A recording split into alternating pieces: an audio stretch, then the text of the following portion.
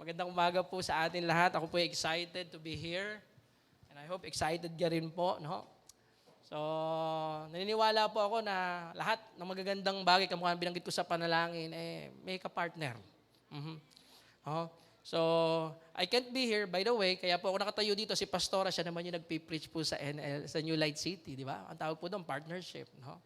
So, wala po ako doon, pero yung mga leaders gumagawa doon, kamukha rin po dito, no? Niwala din ako, walang isang kabataan na magsasucceed na walang magulang na nasa likod niya. Amen. Of course, sa mga mag-asawa po, no, hindi mo magagawa yung magagawa mo. Hindi kayo magkakaanak kung hindi mo ka-partner yung asawa mo. Amen.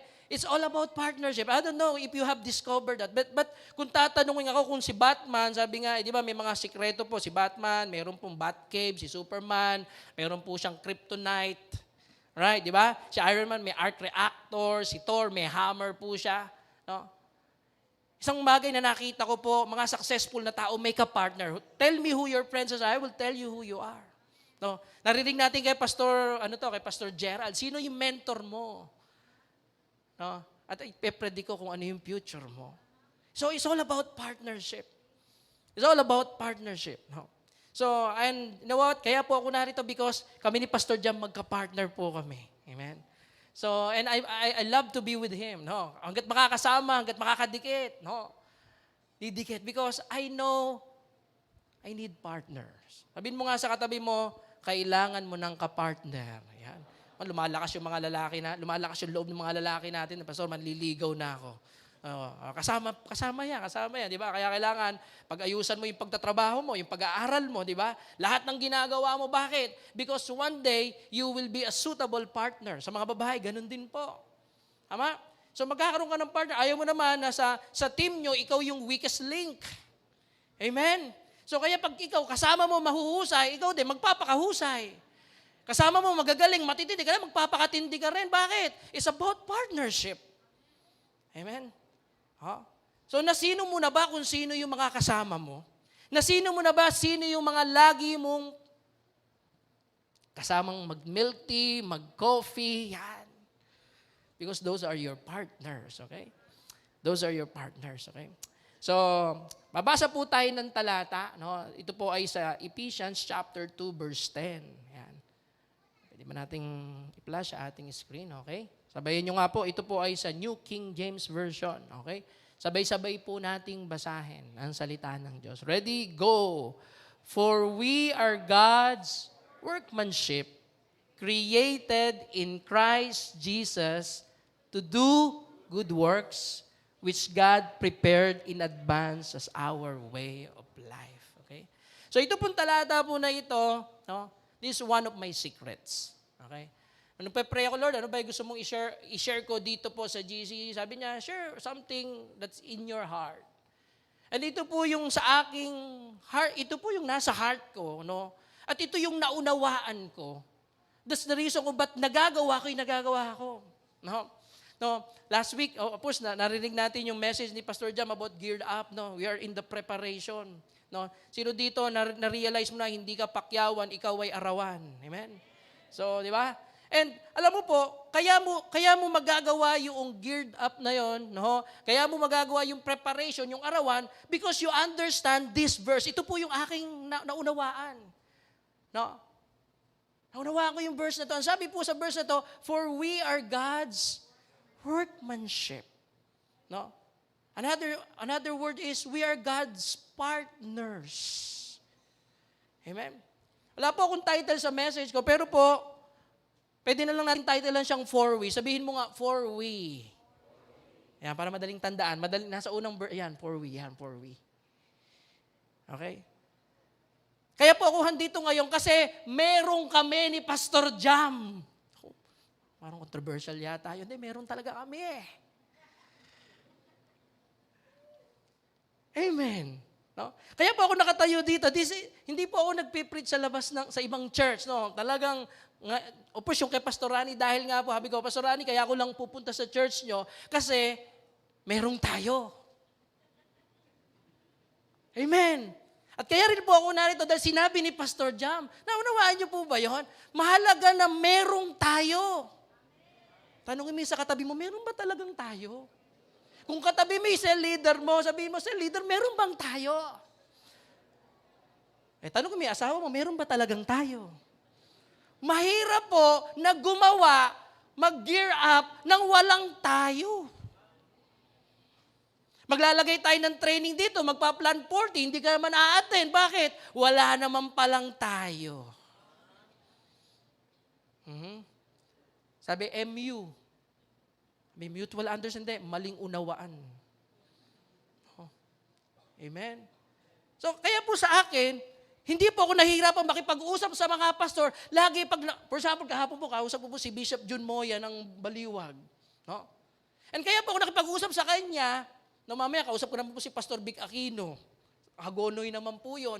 Kasi naghahanap ako ng tayo. Kasi alam ko kung katayo ko yun, kung merong four-way, ibig sabihin yung pinagagawa ni Lord, hindi ko lang gagawin mo din. Come on! Ang mahirap po sa church, ang dami-dami, pero wala naman palang tayo. Sabi nga ni Pastor Jam, sumasama ka lang dahil ikaw ang hanap mo lang ay attendees o attending, no, mag-attend lang. So kaya pag hindi ka nakasama, ikaw ay magdadrama. Meron bang ganun dito? Wala dito 'yon, di ba? Bakit? No. Kasi naunawaan po natin, we are disciples. Pag sinabing disciples, we are follower, we are student, no? Di ba?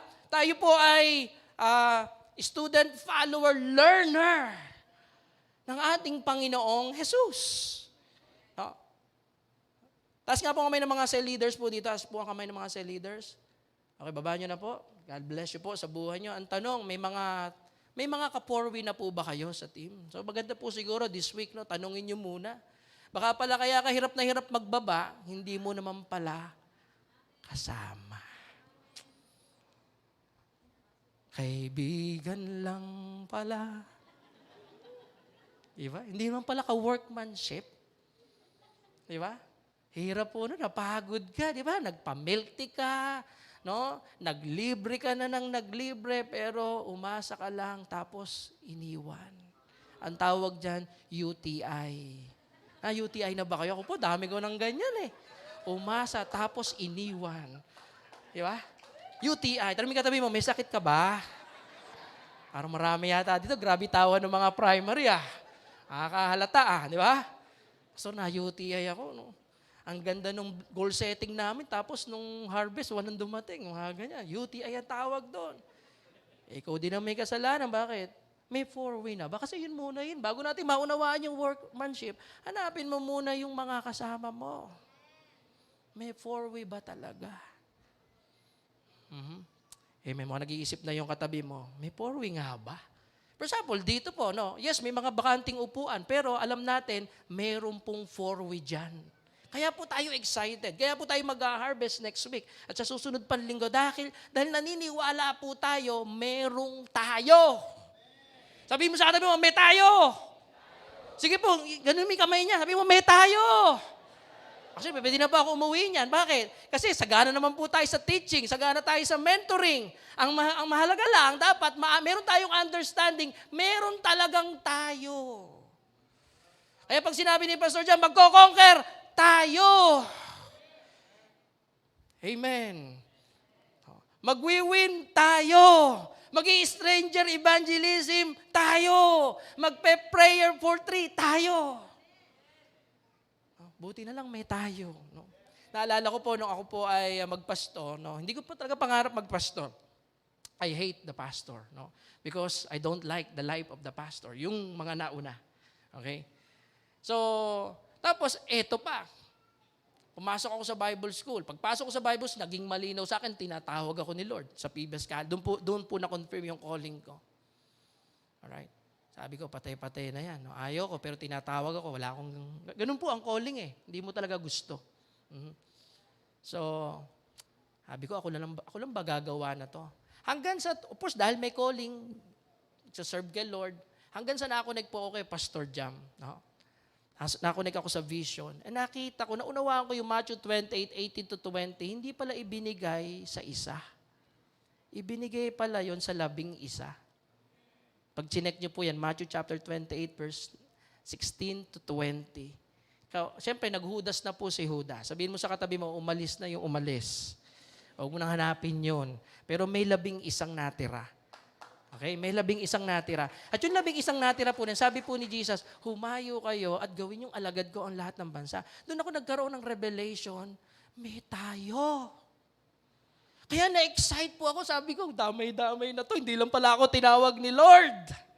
Kasi pakiramdam mo kuminsan, ikaw lang yung magwi-win. Ikaw lang yung kakausap. Ikaw lang yung... Kaya ikaw nanghihina. Hindi, may tayo. Hanapin mo lang yung katayo mo. Amen. No? Kami po, nagsimula po kami ng ni-restart po namin yung aming winning No? Nag-start po kami ng stranger evangelism. Kasi dumating yan time, gusto namin mag-disciple. Wala naman dumarating sa church. Ang ginawa po namin, 2 months po yun. Talagang every afternoon, lumalabas po kami. No? At mahirap lumabas mag-isa, kailangan may katayo ka. So, may kasama po akong disciple, sabi ko, tapos magpapakilala ko nga pala si Pastor, ganyan. Hindi ko na, sabi ko tawag ko nga sarili ko, SPG ako, Senior Pastor Gideon. Yan, para straight pong patnubay ng magulang. Para lang, di ba, kaya. Tapos ito nga pala yung aking disciple, and then dinidisciple ko siya, gano'n. At meron kaming gustong i-share sa iyo. Ganun po yung ginagawa namin.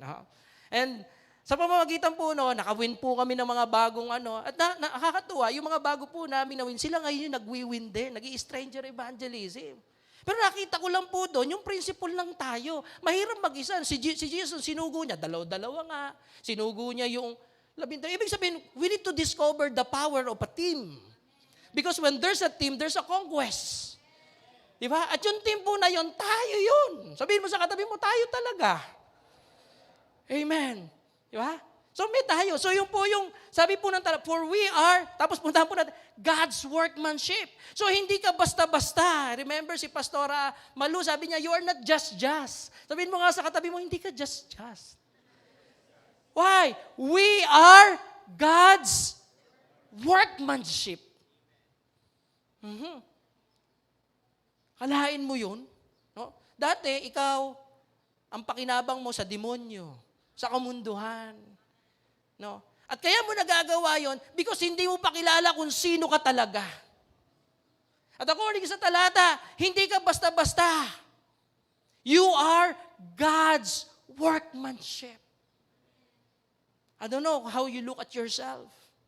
Kasi po yung hahayo, yung gagawa ng matindi, yung magpapabago ng bansang Pilipinas, workmanship ni Lord yun. Ibig sabihin, hindi ka nilikha para maging maganda lang. Alam ko, maganda ka na, gwapo ka na. But we are designed for what? God's workmanship. Mga kapatid. So kaya tayo mag-gear up kasi we are God's workmanship. No? Dinesign tayo. We are work of art ni God and we are designed. Ano daw po? Tuloy po natin. For we are God's workmanship created in Christ Jesus. Nilikha ka. For what? Ang sabi po dito, to do good works. Yun ang design natin. You will do good works.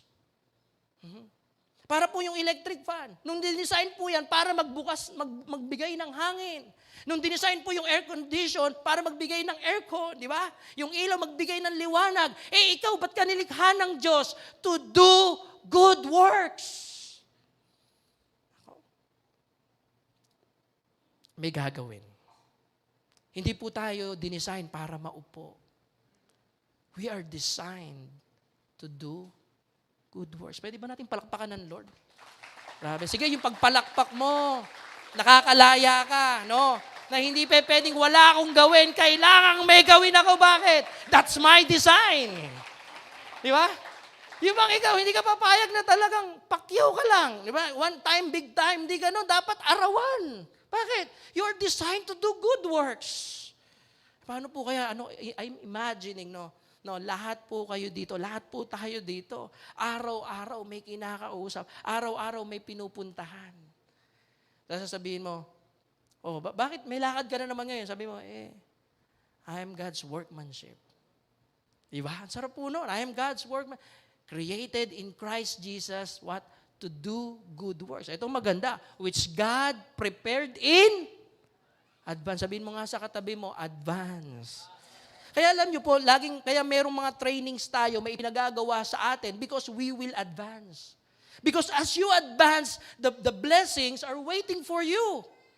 Come on. Ang problema, pag may gagawin tayo, paatras. Sige po, Pastor. Sige po, Pastor. Paatras. Pero hindi po ganun yung design ng Lord sa atin. Bakit? Kasi may in-advance na siya, and as we advance, doon maa-unveil yung plano niya sa ating buhay. Sabi mo sa katabi mo, I declare, mag-a-advance ka na. Amen. So yung po talaga, bakit? Sinabi po yun which God prepared in advance. Ito po yung last, sabi doon, as our way of life. Ibig sabihin, hindi po ito GCC.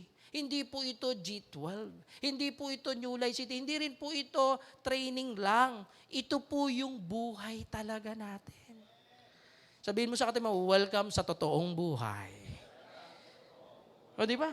So, ito pong verse po na ito, naging pagpapala po sa akin na nakita ko, I'm not just, hindi ako basta-basta, no?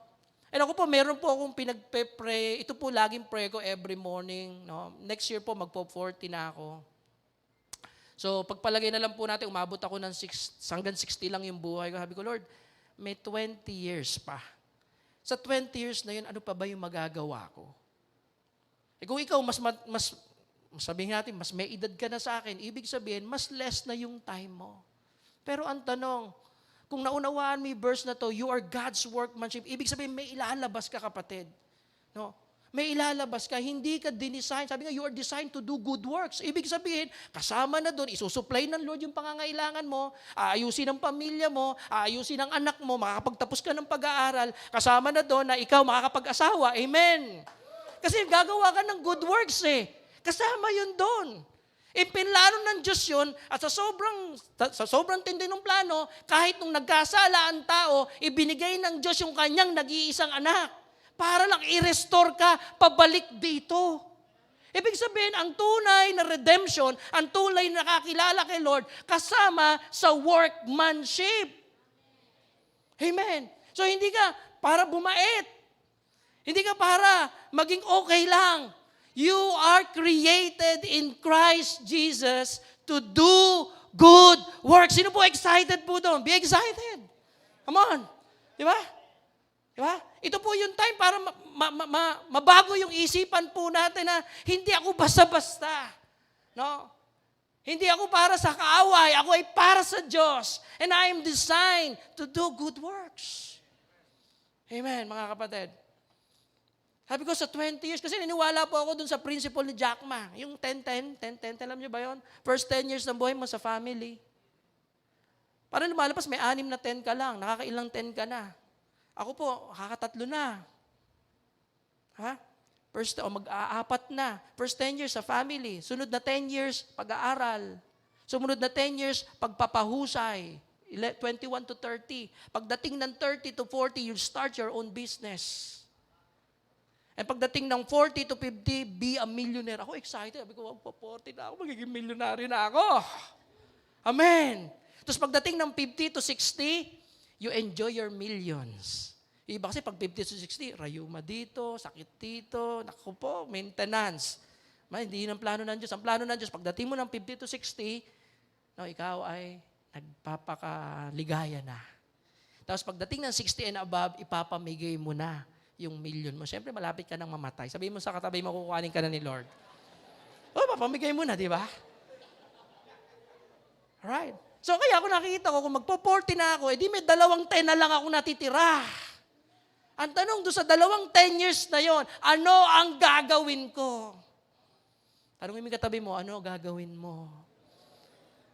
No, iba kasi para akala, unlimited yung buhay, hindi po. Meron lang pong, sabi nga, God, sabi po sa Ecclesiastes, no? He created everything beautiful in His time.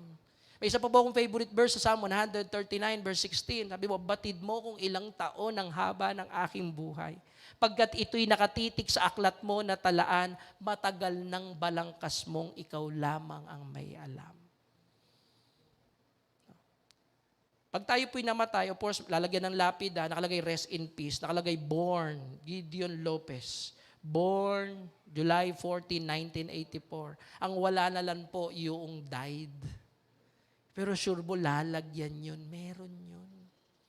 Yung mga I want you, kaya ako po lagi po sinasabi sa mga disciples, yung dalin ko kayo doon sa kaisipan na one day mawawala po tayo. Only one life will soon be passed. Only what's done for Christ will last. Yung pang ikaw, para bang, Lord, sa natin, buti nga, sana kung umabot pa ako ng 60, baka mamaya hanggang 45 lang ako. Baka mamaya hanggang 50 lang ako. Baka mamaya hanggang bukas lang ako. I don't know. Ganun din sa buhay po natin, di ba? Sabi nga, if you are not ready dying, you are not yet ready living. Pag daw ikaw hindi pa handang mamatay, hindi ka pa handang mabuhay. Kasi yun lang daw pong mabubuhay o mag-e-enjoy sa buhay at magkakaroon ng talagang todo mo talaga, ibibigay mo talaga kung naunawaan mo one day mawawala ka. And you are thinking about legacy, you're thinking about, Lord, imagine mo, binuhos ni Jesus yung buhay niya sa'yo. Kung, lagi ko sinasabi ito pag ako nag-share, kung ang Diyos manunugal, may mga manunugal ba dito? Mga nagmamines, mga ganyan, wag, diba? Kung ang Diyos manunugal at tumaya siya sa'yo, ibinigay niya yung kanya nag-iisang anak, ano ibig sabihin nun? Talo ka? Ano ibig sabihin nun? Wala ka lang? Imagine mo, si Lord tumaya. Ako po dati nakapagsugal din. Yung ano lang, color-color. Alam niyo ba yun? Tapos pagpakiramdam mo, dilaw, no? Lalakihan mo yung taya. May marami natatawa siguro. Di ba? Pakiramdam mo, no? Si Lord, alam natin, no? Siyang matalino, alam niya, tumaya siya sa'yo. Biniligan niya ng kanyang banal na dugo. Sa palagay mo, hanggang dyan ka lang. No way! Amen. May mangyaya. Sabi mo sa katabi mo, may ilalabas pa ako. Ipagmalaki mo na. May ilalabas pa tayo. May ititindi pa tayo. Amen. Now, ito pong workmanship po na to. Yan, yung verse po natin. No? Tapos may secret. Parang, I know I'm God's workmanship. Hindi ako pa pwedeng tumanga. Knowing si Bishop Orel, 60 years old, grabe tumirada. Si Pastor Junel, si Pastor Jam, sabi ko, hindi pa pwede kung sumama dito nang wala akong gagawin. Amen? And speaking of gagawin, meron po akong 4 na bagay na gustong i-share po sa inyo. Paano ko naunawaan itong workmanship na to? Okay? Number 1, 4 lang naman po ito. Okay, meron na po akong Number 1, dapat given na sa iyo yung Roma 6:23. Right? So, lang po tayo, konting details lang po tayo. Kasi iba, excited we are God's workmanship. Yung pala, kaya hindi makapag-work, yung palang Roma 6:23 or one verse evangelism, wala pa sa'yo. Tanungin mo katabi mo, given na ba sa'yo? Ano po ang Roma 6:23? Parang nagkaroon tayong training no? Hindi kailangan po kasi workmanship po talaga Ang sabi po sa Roma 6:23, for the wages of sin is death. But the gift of God is eternal life through Christ Jesus our Lord. Ito po yung sinet ko talaga. Nung nag-reset po kami, sabi ko, dapat Roma 6:23 tayo. Kasi marami sa amin, John 3:16. Tanong mo katabi mo, ikaw ba? Roma 6:23 o John 3:16? Na-decode ko po yan. No? Kasi ako rin po, dati, John 3:16, for God so loved the world. No? Gayon na lamang, ano pa may sayo pa ng Diyos, di ba? Sa sanlibutan, may ganun pa yan Kaya ibinigay niya ang... Wala pong problema doon sa John 3:16, pero nakita ko, dahil ang alam mo lang about love ni God, kaya kahit naman ako gumawa ng kasalanan, love pa din ako ni Lord. Kaya ka pala hindi gumagawa, kasi ang alam mo, kahit wala kang gawin, love ka ni Lord. Totoo naman yun. Inibig tayo ng Diyos ng gayon na lamang. Pero hindi ibig sabihin, pwede kang gumawa ng patuloy, na kasalanan dahil love ka ni Lord. Tapos kantahin pa natin sa church, Jesus loves me, this I know. Hindi lumago ang Diyos. Dapat magtatrabaho tayo. Hindi makatrabaho. Bakit? Puro Jesus loves me, this I know. Okay lang galit sa akin sa leader, basta Jesus loves me. Okay lang di ako sumunod kay pastor, basta Jesus loves me. Na biktima ka ng John 3:16. Sana makalaya ka rin. Ako nakalaya lang. May kausap po ba ako dito, mga kapatid? Eh dapat, Romans 6:23 tayo. Bakit? For the wages of sin. Pag sinabing wages, kabayaran. Alam mo, lagi sinasabi sa amin ni Pastora Ann, dalawa lang ang dahilan kung ba't di makapag-work ang isang tao kay Lord. Una, kasalanan. Pangalawa, untrained. Eh dito, sagana naman tayo sa training. Come on, sabihin mo, sagana tayo sa training. Ano na lang yung problema? Kasalanan. Dan. Eh bakit? Eh kasi nga John 3:16 ka eh. For God so loved. Tagal mo ng Kristiyano, patuloy pa sa for God so loved. Hindi, dapat naunawaan mo to. Kaya tayo one verse OBE ginagamit natin. Baka kaya rin nahihirapan kang mag-share kasi hindi mo pa natatanggap ang natanggap mo lang John 3:16, hindi mo pa natanggap yung Romans 6:23. Kasi ang sabi doon, for the wages of sin is death. Ang kabayaran ng kasalanan ay parang ganito po yan. No, punta ka ng SM, tapos kumuha ka ng pushcart, punta ka sa hypermart. Diba? So, kada kuha mo ng item doon, may price tag yun. At lahat ng ilalagay mo sa pushcart mo, parang yung buhay mo pushcart, lahat ng ilalagay mo doon, pagdating mo sa cashier, babayaran yun. Napansin ko ba't ang mga Kristiyano, patuloy sa paggawa ng kasalanan kasi hindi mo naunawaan yung Romans 6:23. Nakakala mo, pwede ka pang gumawa ng kasalanan. Hindi, may kabayaran yun. May kabayaran. Kaya sabi po dito, given. Bakit given? Sabi dito, but the gift of God. Ibig sabihin, hindi ibinigay dahil sa pag-ibig, ibinigay because you cannot pay for it. At maunawaan mo, hindi mo kayang bayaran yon. So Jesus Christ came to this world to pay what we cannot pay. Alam mo, pag nakuha natin ito, sarap makipag-work kay Lord. Because maunawaan mo, ako rin dati makasalanan. Ako dati rin, alipin ng kasalanan. Pero may nagbayad ng iba. Natanggap ko lang because I receive. Now I can give. Taka ko, bakit yung ibang tao? Kami, nag-stranger evangelism na, ayaw pa nilang sumama. Sabi ko, may problema to sa receive. You cannot give what you don't yet receive. Diba? Ang sarap magbigay. Bakit? Natanggap mo eh.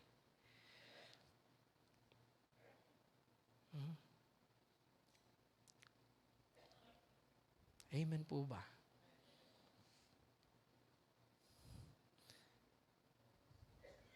Magpapatanggap po ba ako ngayon dito? Parang marami yata ang gusto sumanggap.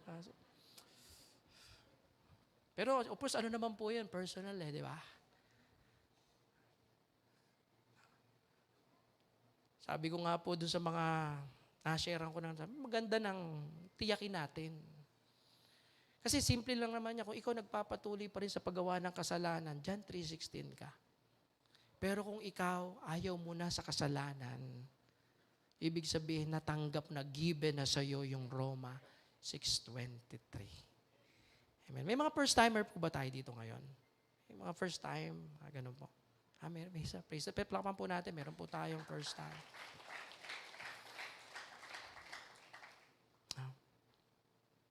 Accepting Jesus Christ as the owner of our life. Doon talaga. Kaya sabi ko, madaling makipag-workmanship kay Lord. Basta given na sa iyo yung Romans 6:20. So check natin sa ating team. Lahat ba talaga? Bakit? Hirap na hirap yan mag-OVE. Hirap na hirap yan mag-share. Yung pala, hindi pa natatanggap. Ipatanggap natin. Number 2. No? After you receive yung Romans 6:23, sabi po dito, you need a shepherd. After the heart of God, who will lead you with knowledge and understanding. Ibig sabihin ganito. Sabi ko nga po sa inyo, everything is about partnership. After you receive Jesus Christ, ibig sabihin, He is our ultimate partner. Pero hindi pwedeng wala kang shepherd. Right? So, ibig sabihin, after makakilala sa Panginoon, ang kailangan nating gawin po sa kanila, atin po silang pastulan. Kailangan maunawaan niya, He is a sheep. Sabihin mo nga po, sheep. Okay. So, pag sheep daw po, laging excited. Yung may katabi mo, excited ba yan? Ang sheep, ganito po, sabi, aba, may gagawin naman, aba. Pero pag goat, meya na lang. Naalala ko po yung testimony ni Pastor Rodel eh. No? Sabi niya, Lord, ang usapan natin, magpapastor ako ng tupa, ba't ang binigay mo sa akin, kambing? At nung nawala daw yung kambing, nung lumago yung church. Amen. Pero dapat sa atin, maging malinaw muna, no, na tayo magse-shepherd, at dahil magse-shepherd tayo, may mga tupang naliligaw ng landas. May mga tupang nawawala. Kaya ang isang tupa na nawawala, pag nahanap na yan, masaya yan. Come on! Di ba? Kasi nawawala, hindi nagwawala. Amen. No, laging excited pag tupa. Bakit? Di ba, the Lord is I shall not want. He makes me lie down in green pastures. Ibig sabihin, pag nakita ng tupa ang kanyang pastol, may green pastures na naman kami. Di ba? May malinis na batisa na naman kami. At kahit ako dumaan to the valley of shadow of death, I will fear no evil, for you are with me. Sa palagay niyo po, ano ang magiging church natin yan? Lahat naaalagaan. Bakit? Lahat tupa at nagpapakatupa. Sabi nung katabi mo, Kaya po tayo may discipleship sa church. Discipleship is shepherding. Masarap pong makipag-work. Bakit? Alam mo, you are a shepherd at may nagshe-shepherd sa'yo at alam mo rin, may mga tupa na nangangailangan ng pastol. Sabi po sa Jeremiah 3:50, wala na po ito sa slide natin, I will give you a shepherd after my own heart who will lead you with knowledge and understanding. Ano po yung knowledge and understanding? Ang sabi po dyan, knowledge is the original source of right information. You have a shepherd who will lead you with knowledge. Ibig sabihin, aayos ang buhay mo. Aayos ang pagsasama niyong mag-asawa. Aayos ang pamilya mo. Bakit? May shepherd si Lord para sa'yo. Kaya palapakan po natin si Lord kung may shepherd ka na. Hallelujah. Ang kailangan, magpa-under ka dun. Di ba? Bakit? Siya magtuturo sa'yo who will lead you with knowledge and understanding. Pangatlo, no? Pag may shepherd ka na, kasunod naman, you need the Bible.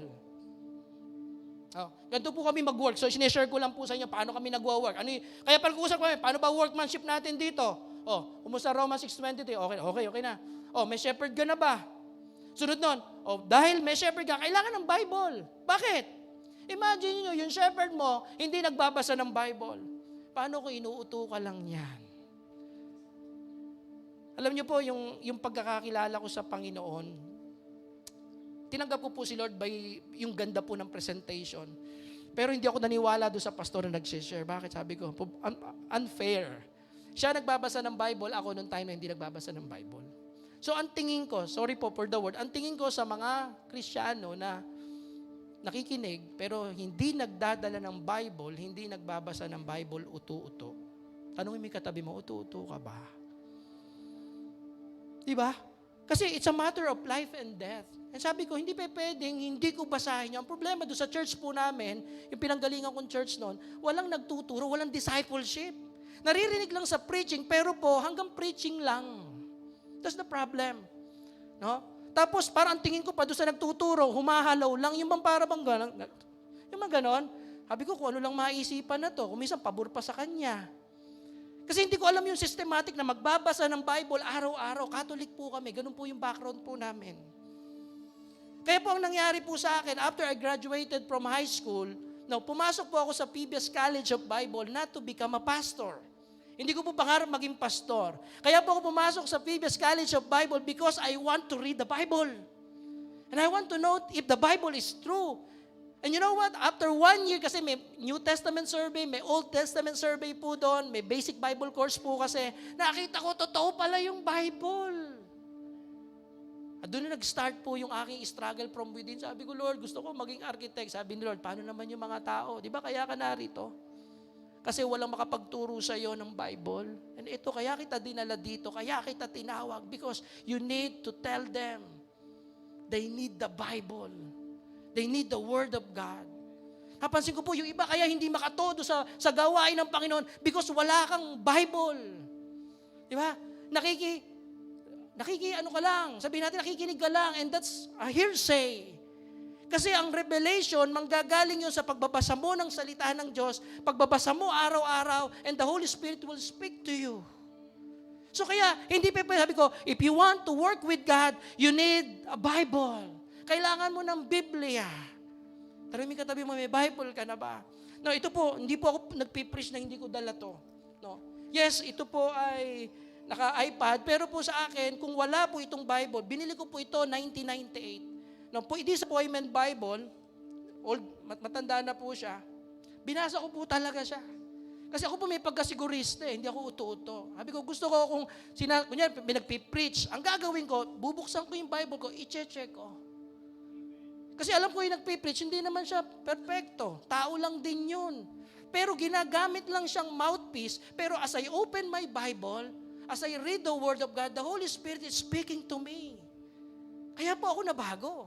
Hindi dahil sa sinabi ng pastor, kundi dahil sa sinabi ng Diyos sa pamamagitan ni pastor, pero naunawaan ko sa pamamagitan ng Bible. No? Alam niyo po, dati ito po gold. Gold po ito eh. Ngayon, libag. Libag po, no? So, nakailang palit na po ito ng nilalagyan ko na lang po ito ng cover kasi nga po, punit-punit na po siya. Bakit? Kasi nababasa. Sabihin mo sa katay mo, babasahin ng Biblia. Give me a clean Bible and I will give you a dirty life. Give me a dirty Bible and I will give you a clean life. Siyempre, mas maganda na kung malinis na yung Bible, malinis pa yung buhay. Palapakan po natin si Lord. Hallelujah. Kailangan natin ng Biblia. May 3 bagay po ako. Bakit kailangan natin ng Biblia? Una, it's the evidence and substance for your salvation. Siyempre, kailangan siguraduhin mo muna yung kaligtasan mo. No, sabi nga po sa Hebrews 12:1 o 11:1, faith is the substance of things hoped for, the evidence of things not seen. Naniniwala po ang pananampalataya, hindi bukang bibigyan. Ang pananampalataya, may ebidensya yan. Ang pananampalataya, may substance yan. Nasubukan nyo na po ba magsinampalukan ng walang sampalok? Walang substance, hindi sinampalukan yon. Dinuguan ng walang dinugo. Hindi dinuguan yon. Ang pananampalatayang walang substance, hindi rin totoo yun. Do you have the substance? And what's the substance? It is the Word of God. No? Alam niyo po ba, pag pumunta ka po sa airport at pumunta ka na ibang bansa, hanapan ka ng passport. Check mo talaga yun. Teka, nasan may passport ko? Bakit? Hindi ka makakapasok. Bansa lang yun, passport. Pag ikaw naman mag-withdraw, hahanapan ka ng passbook at hahanapan ka ng ATM. Alam niyo po ba sa langit ang hahanapin sa'yo, Bible? Meron ka na bang Bible, kapatid? Baka ito, check mo muna, Romans 6:23. Pastor, makakapag-work na ako. Pangalawa, meron na ba akong shepherd? Kasi kung may shepherd ka, may aakay sa'yo. Hindi ka mahihirapang mag-one verse evangelism. Bakit? May aakay sa'yo eh. At kung ikaw man, for example, sabihin nating 2 pa lang, alahanin mo, may 11 kang kasama. No? May mawawala, si Judas yun. Sabihin mo sa kanila mo, si Judas yun. Huwag mo nang hanapin, nagbikti na. Diba? Kasi yung maganda kay Judas nagbibikting mag-isa yan. Pero sure ball, meron kang. Ako lagi yung sinasabi, hindi ko po alam kung sino po yung ka-12 ko kay Pastor Jam. Pero ang alam ko lang, hindi ako si Judas. Kasi ang mang-iiwan lang kay Pastor Jam, si Judas. Come on! Okay? So, hindi ko na hanapin si Matthew, hindi ko na hanapin yung iba pa. Hanapin ko lang, basta ako, kung nasan yung leader ko, dapat nandun ako. Amen! God's will for you ay magkaroon ka ng glorious life with Jesus. Maraming salamat sa iyong panonood dito sa ating YouTube channel. Huwag mong kalimutan mag-subscribe sa Glorious City Church YouTube channel. Have a blessed life, family, finances, and future.